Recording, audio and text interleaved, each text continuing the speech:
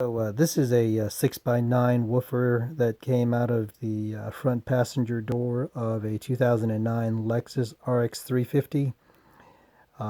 The foam surround had deteriorated, and so it was giving really crappy sound. Had to remove the door panel to take the speaker out. That was not really that big of a deal. The part that what I wanted to do was buy the replacement kit to replace the foam surround, but the toughest part was getting this outer ring off. This housing has a top ring, and nowhere can I find any videos on how to remove it.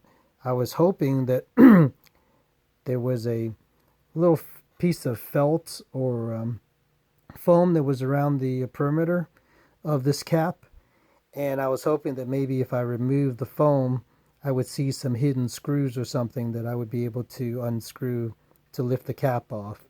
But there wasn't any. So essentially it's just held by really thick, tacky glue, and eventually it'll come off if you just lift up, really slowly and carefully, a little bit, at a time. And eventually it will come off. You can take like a razor blade or something and start cutting off excuse me, cutting off some of the tacky glue that's stretching as you're lifting the cap off. So after you take the cap off, you can remove the rest of the deteriorated foam insulation, like I have already done.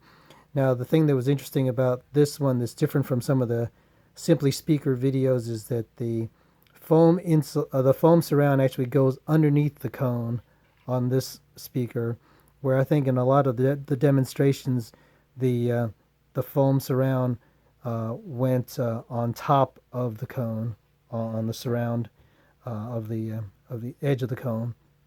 So anyway, I just want to share this quick video to show that yes, this stupid cap can come off, but it's just held in by glue. It requires a bit of force to take it out without breaking the thing, but it is not held on by screws or anything like that.